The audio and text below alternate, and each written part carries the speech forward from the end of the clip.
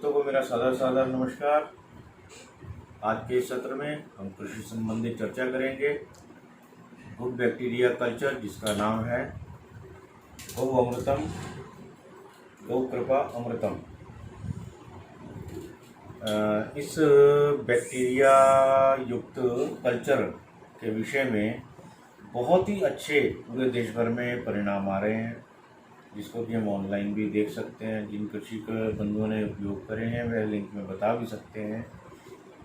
सभी किसान भाई इसको जरूर उपयोग करें, अधिक से अधिक उपयोग करें, ताकि भविष्य में जो जल की समस्या है या बीमारियां हैं, कैंसर है, कोविड है, इन सब से हम जैविक कृषि करके बचा जा सके। जैविक कृषि करके स्वास्थ्य सबका अच्छा रहे और हमारी मिट्टी की उर्वरा शक्ति बहुत ही बढ़े और कारगर सिद्ध हो हमारी मिट्टी। इसके लिए आइए देखते हैं कि बंसीगिर गौशाला से गोपाल भाई सुतारिया, जिन्होंने इसका काफ़ी समय से शोध और समय लगा करके इसका आविष्कार या शोध कह लीजिए किया है। तो आइए हम सुनते हैं गोपाल भाई सुतारिया को। वंदे गौ मातरम, वंदे मातरम। गोपाल सुतारिया, बंसी गौशाला से। मित्रों, गौ माता के द्वारा जो कृषि होती है उसकी तुलना दुनिया में कहीं हो ही नहीं सकती है। हमने आधुनिक कृषि के बहुत दुष्प्रभाव देख लिए। यूरिया, डीएपी वगैरह 3 एलिमेंट्स डाल करके जो पौधा पकेगा, उसकी तुलना क्या गोबर से हो सकती है? नहीं हो सकती है। हमने 450 गौवंश के गौमूत्र के सेपरेट एनालिसिस कराए, 5100 एलिमेंट्स निकले उसके अंदर। गोबर के अंदर 1200 से ज़्यादा एलिमेंट्स है। कॉपर, मैंगनीज से लेकर के सभी एलिमेंट्स, ऐसा कह सकते हैं कि कुदरती बहुत बड़ा खजाना है। ये सब खा करके, चूस करके जो पौधा अनाज पकाएगा, उसकी तुलना कभी कोई 3 एलिमेंट से हो सकती है क्या? कभी नहीं मित्रों। तो आधुनिक कृषि का हम लोग ने बहुत ही बड़ा दुष्प्रभाव देख लिया है। 90% से लोग ज़्यादा बीमार है भारत में। कैंसर इतने बढ़ रहे हैं, डायबिटिक इतना बढ़ रहा है, अपचन इतना बढ़ रहा है, सभी प्रकार के दुष्परिणाम चालू हो चुके हैं मित्रों। उसके अंदर हमें कोई बचा सकता है तो देसी गौवंश ही बचा सकते हैं, और कोई नहीं बचा सकता है मित्रों। और गाय आधारित जो खेती है, जो कोई भी आज कर रहा है, हमें सबको साथ में मिलकर आगे बढ़ना होगा। भारत ने हजारों साल गाय आधारित खेती करी है और सबसे स्वस्थपूर्ण जीवन, सबसे बुद्धिवर्धक जीवन जो था वो गाय आधारित ही था। तो हमें वापस उस पे जाना होगा और उसके लिए मैं कुछ बातें आपको रखना चाहूँगा जो हमें गाय माता ने प्रसाद के स्वरूप में दिया है। कुछ सालों से हम प्रयोग कर रहे थे। पहले तो हम गाय के गोबर की स्लरी, छाछ और गौमूत्र मिला के पानी के संग बहाते थे, उसके भी बहुत अच्छे परिणाम मिलते थे। अभी कुछ कल्चर पे हम काम कर रहे थे। जैसे 2 लाख में से एक गाय होती है, ऐसे गायों के घृत है, पंचगव्य है, कुछ बैक्टीरिया है, उसको सबको समन्वयित करते करते हम लोग ने कुछ अभ्यास कर रहे थे। लेकिन काफ़ी हद तक हम प्रयास करते हैं, जब हमें बहुत ही अच्छा लग रहा है तभी हम आपके सामने कुछ रखते हैं। तो 3-4 साल के जो प्रयोग के बाद कुछ मिला है वो आपके सामने कुछ रख रहा हूँ। कुछ बैक्टीरिया पे हम लोग ने जो प्रयोग किए थे उसको नाम हमने दिया है गौ कृपा ही दिया है, क्योंकि गाय माता ने वो कृपा करके दिया है। उस कल्चर का हमने अभ्यास करवाया तो 40 से ज़्यादा प्रकार के बैक्टीरिया मिले हैं उसके अंदर। उसमें 4 प्रकार के बैक्टीरिया ऐसा है जो कि हवा में से नाइट्रोजन लेकर के पौधे को सुपाच्य स्वरूप में देंगे। फास्फोरस को प्राप्ति उपलब्ध करवाने वाले बैक्टीरिया भी उसके अंदर है। 4 प्रकार के बैक्टीरिया उसके अंदर कीट नियंत्रक है, जो मूल के और ऊपर के कुछ फंगल एक्टिविटीज़ को अपने आप ही ख़त्म करते हैं और ऐसे कीट पैदा करते हैं जो नए काम के कीट को कंट्रोल करते हैं। उसके अंदर 6 कंपोस्टिंग बैक्टीरिया है, जो गोबर को जल्दी कंपोस्ट बना के, पाउडर बना करके या सुपाच्य स्वरूप में धरती को दे करके और पौधे को दे करके वो अच्छा कार्य करेंगे। लैक्टोबैसिलस बहुत बड़ी मात्रा में पाया गया, जो छोड़ की और पाक की वृद्धि में बहुत ही बड़ा कार्य करेंगे और उसको रोग प्रतिकारक शक्ति भी बहुत बड़ी मात्रा में बढ़ाएंगे। जियोबैक्टर पाया गया बड़ी मात्रा में। तो जियोबैक्टीरिया का कार्य क्या है?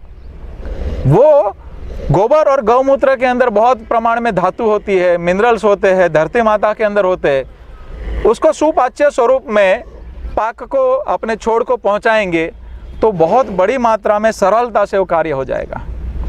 और ये बैक्टीरिया हम लोग ने अपने खेतों में यहाँ पे सब जगह पे उपयोग किया और इतने सुंदर परिणाम मिले हैं कि 1 टन गोबर के अंदर वो 1 लीटर डालने से सिर्फ 40 से 60 दिन के अंदर ही बहुत ही केचुए के खाद जैसा अच्छा बन जाता है। जिस भूमि में हम डालते हैं उस भूमि को वो सॉफ्ट बनाना चालू कर देता है, नरम हो जाती है, पोरोसिटी बढ़ जाती है।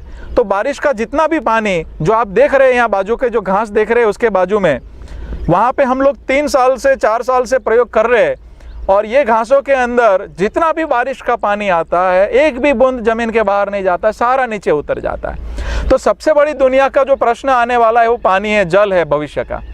तो उसका भी समाधान हमें गौ माता ने ही दिया है कि ये बैक्टीरिया और गोबर और गौमूत्र जिस भूमि में डलेगा वो ज़मीन में पोरोसिटी बढ़ेगी, केचुए बढ़ेंगे, तो जितना भी बारिश का पानी आएगा, यूरिया का लेयर क्या परत बन जाती थी ना, तो वो बारिश का पानी ऊपर ही ऊपर चल के चला जाता था और इसके अंदर वो सारी परत को तोड़ के पोरोसिटी बढ़ा देते तो वाटर लेवल ऊंचा आएगा, जल स्तर ऊंचा आएगा। तो ये बहुत ही सुंदर कार्य हो जाएगा कि कम पानी के अंदर खेती होगी, अंदर ह्यूमिडिटी मेंटेन रहती है। इसकी वजह से अपने को कम से कम 70-80% पानी को भविष्य में बचाया जा सकता है कि कम पानी में खेती भी होगी, जल स्तर भी ऊंचा आएगा और सभी जगह प्रकार की प्रकृति की रक्षा होगी।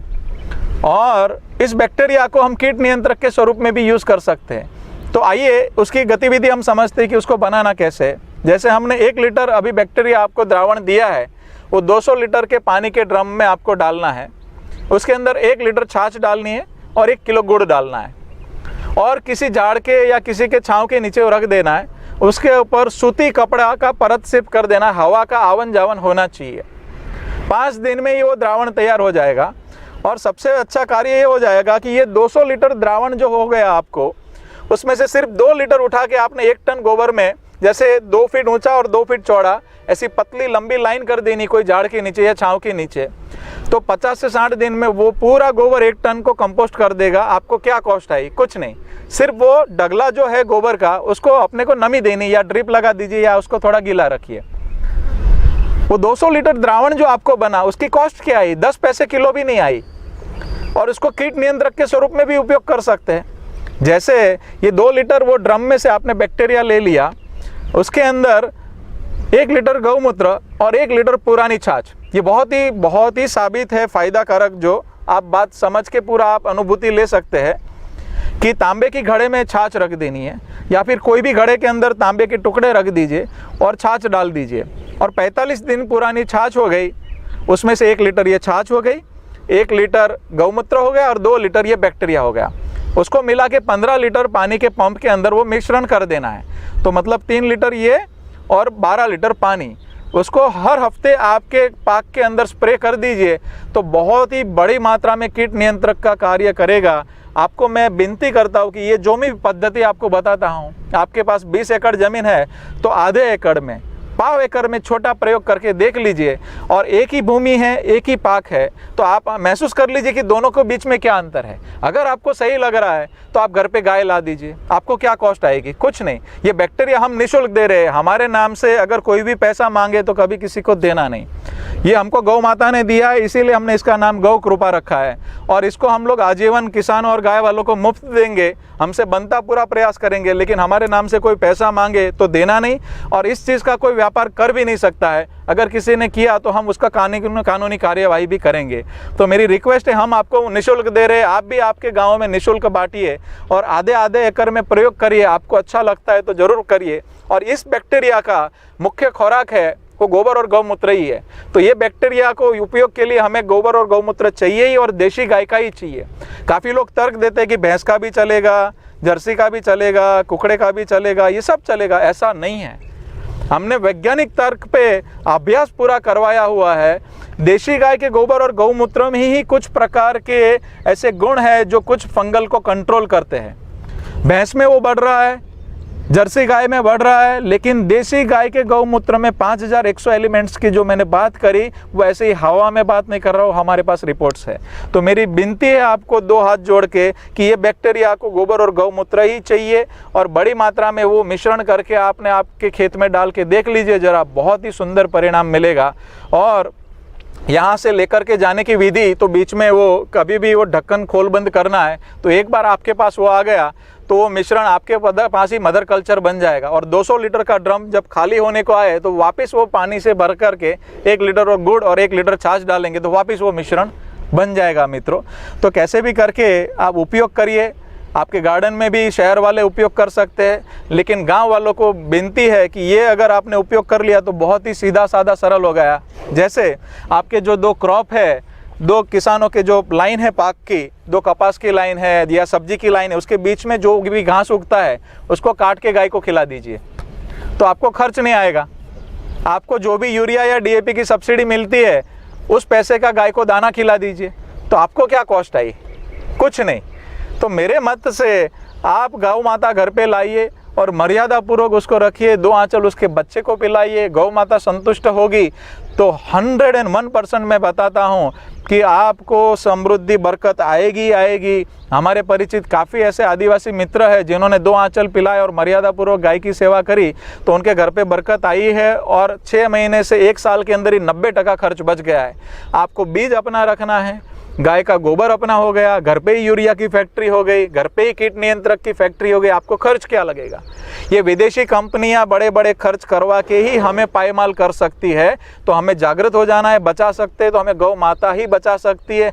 देश के लाखों करोड़ों रुपये हर साल कीट नियंत्रक में बर्बाद हो रहे हैं, देश के लाखों करोड़ यूरिया में बर्बाद हो रहे हैं, विदेश से हमको यूरिया इम्पोर्ट करना पड़ रहा है। अगर यही पैसा हमारे गायों के लिए अगर उपलब्धि हो जाए और गाय के लिए हमें उपयोग करें तो बहुत अच्छा कार्य हो जाएगा। तो गाय के लिए मैं चाहता हूं कि सरकार भी सब्सिडी जाहिर करे। जो किसान गाय द्वारा खेती करता है उसको अलग से सब्सिडी मिले, उसके धान को ही अपन उपयोग करें तो हम स्वस्थ रहेंगे और आगे भी हमारा स्वास्थ्य का कार्य अच्छा हो जाएगा। तो मेरी विनती है कि सभी लोग गाय आधारित ये जो गौ कृपा हमें बैक्टीरिया मिला है उसका छोटा छोटा प्रयोग करें। और दूसरी बात, मैं किसी भी गाय आधारित पद्धति का विरोधी नहीं हूँ। सुभाष पालेकर जी ने बहुत अच्छा कार्य किया है, सावे दादा ने बहुत अच्छा कार्य किया है, मनोज भाई ने अच्छा कार्य किया है, माननीय रेड्डी जी ने बहुत अच्छा कार्य किया है। उनकी सभी पद्धति के अंदर भी ये कल्चर आप बैक्टीरिया डालेंगे तो और प्रभावी परिणाम मिलते हैं। ये रुचिकर हमारा सनातन धर्म क्या करता है, साकार निराकार सभी को जिनको जो रुचि आई वो पद्धति पकड़िए, वो पद्धति से, लेकिन गाय आधारित होना चाहिए क्योंकि उसी के द्वारा पूर्णतः प्राप्त कर सकते हैं। जो समृद्धि हमें उससे मिलेगी वो किसी और से नहीं मिलेगी। तो हमें किसी का एक दूसरे का विरोध नहीं करना है, सबको मिलके साथ में आगे बढ़ना है, लेकिन गाय आधारित होना चाहिए। हमें बाहर से खरीद के कुछ भी लेना पड़ता है उसका विरोध करना चाहिए। हमें खरीदी वाला मामला किसानों के घर से निकाल देना है। किसान को बाहर से कुछ खरीदना ही नहीं पड़े, खरीदना है तो लोग किसान के पास से खरीदेंगे शहर वाले, लेकिन किसानों को हमें बहुत सम्मान देना पड़ेगा और किसानों को वापस वही सम्मान, जैसे शास्त्रों में बोला है उत्तम खेती मध्यम व्यापार कनिष्ठ नौकरी। आज किसानों की हालत बहुत खराब हुई है क्योंकि उनके घर से गाय चली गई है। तो वापस गाय आएगी, इस प्रकार की खेती की पद्धति आएगी, सम्मान गाय को मिलेगा, सम्मान किसान को मिलेगा, तो देश सच्चे में समृद्ध बनेगा। तो ये मेरी बातों में किसी को दुख पहुंचा हो तो माफ़ कीजिए, लेकिन ये प्रयोग हमको जो भी अच्छे परिणाम मिले हैं वो हमने आपको बांटने की प्रयास किया है। और आकर के यहाँ पे एक रूबरू भी समझना है तो निःशुल्क यहाँ पे प्रशिक्षण होता है, तो ज़रूर पधार सकते हैं। और वंदे मातरम, वंदे गौ मातरम। गाय को प्रेम करें। आप जब भी गाय के पास जाए चरणों में वंदन करें, धरती माता के पास जाए उसको भी वंदन करके आप खेती की शुरुआत कीजिए, ज़रूर आपको अच्छा लाभ होगा। वंदे मातरम, वंदे गौ मातरम। जय गौ माता।